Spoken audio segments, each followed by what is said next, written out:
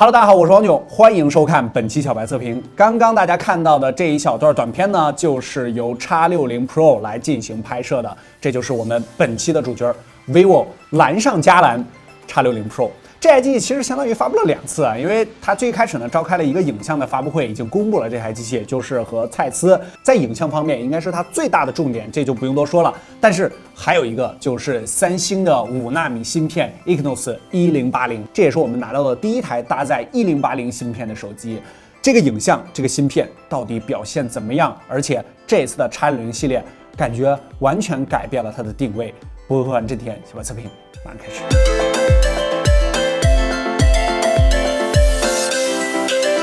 手机我们是测试体验有一段时间了，然后给大家做一个简单的开箱。盒子里面非常简单，清水套、数据线、耳机，然后还有充电器。充电器方面体积不小，但是它的充电瓦数是33瓦 Fast Charge 的2.0。机器方面呢，我们把上一代的这个 X50啊也都放在这儿，还有这个亚历山大王的这个特别版本，尤其是这2个黑色，拿在手里非常非常相似，但是这个机器是变得要更薄了一些，7.59毫米，而且只有178克。这台机器拿在手里的第一感觉就是非常轻薄，这个手感真的是非常不错。然后后背采用了这种淡淡的 AG 的这个工艺，整个的 ID 设计风格方面呢，其实是一直延续了云阶的这个摄像模组的一个设计。我个人是非常喜欢啊，就是它找到了这一大堆摄像头它该怎么组合的一种方向啊。我感觉目前在机圈找到这种比较不错的设计方案的，也就是华为，然后还有 vivo 啊，我个人这样认为的啊。你觉得后背模组谁设计的比较好看呢？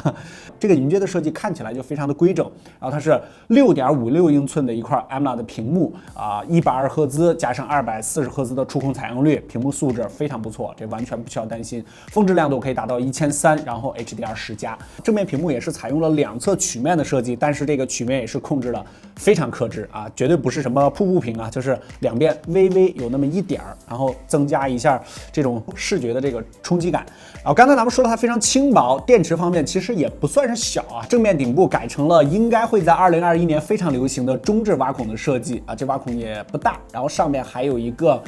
微缝听筒，就是你不仔细看的话根本看不出来这个听筒但是它是一个单扬声器一个设计啊。这台机器最大的亮点应该就是影像方面，它采用的是第2代微云台。第1代的这个微云台呢，我们之前做过非常详细的测评，在很多视频里边呢，我们也都做了对比。比如说大家公认的 iPhone 12系列的这个防抖也是不遑多让，而且在白天大幅的这个运动场景下呢，表现还要更好。X50 Pro 的第1代微云台呢，在我们这么长时间的体验过程中呢，总结一下应该是有2个问题。第一个就是它在夜景方面的表现确实不太好，但是第2代在外观体积上就可以直接对比出来，比上一代大了很大一圈啊！而且最重要的就是蔡司的这个加入。之前呢，你在很多机器上应该也接触过蔡司的技术，比如说它的 T 星镀膜，在我们之前测评索尼的这个机器里边就跟大家聊过，这个 T 星镀膜是抗眩光，就是抗这个鬼影问题是非常优秀的一个镀膜。但是这一次不是什么 T 星了，直接印上了一个蔡司的这个 logo。vivo 蔡司联合研发啊，这个就是相当于整个这套影像模组全部都是由蔡司跟 vivo 共同来调教的，这个意义就完全不一样了。百年蔡司就不需要再做什么过多介绍了，这个玩影像的或者稍微关注一些的应该都懂。最早你应该是在诺基亚的手机上见过蔡司。为了更好的展示一下微云台的强大，我们为它挑选了一位非常强大且开了挂的对手，就是 iPhone 12 Pro Max 加上大疆的 Osmo Mobile 4，这应该是地表手机最强稳定组合了吧。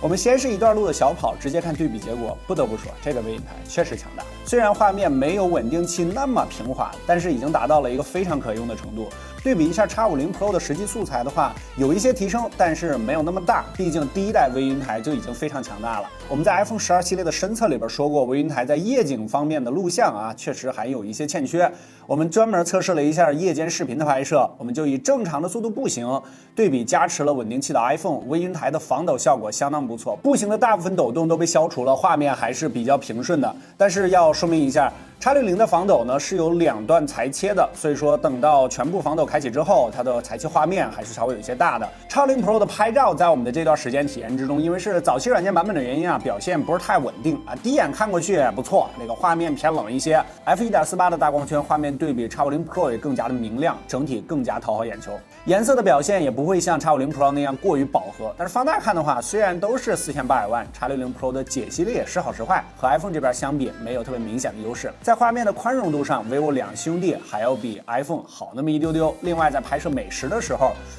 让 iPhone 无地自容了。由于我们拿到的这个版本是比较早的啊，当你买到这台手机的时候，可能比体验的还要再优秀一些。OK， 这台手机第2大亮点，也就是三星 Exynos 1080的处理器，这也是一颗最新的5纳米的旗舰级处理器。不光是我啊，我感觉应该很多小伙伴啊，在很长一段时间内都没有体验过三星处理器的手机了啊。处理器的参数呢，我们直接给大家打出来。这个处理器呢，也是我觉得，就是 vivo 在他们整个的产品序列规划里边啊，改变了 X 系列的一个定位。因为之前，比如说这个 X50 Pro， 它采用的是 765G， 因为它主打影像嘛，这个有很多这种定位的一个机器。但是这次的 X60 Pro 完全不一样，这个性能甚至直接翻了1倍。然后娱乐兔的综合跑分呢是在62万多。在综合体验完之后，我们觉得它的定位应该是比865稍微高一点，大概865 Plus。这样定位的一个旗舰级的芯片，而且最重要的就是它是5纳米的，它的这个功耗还有就是发热啊控制的都非常不错。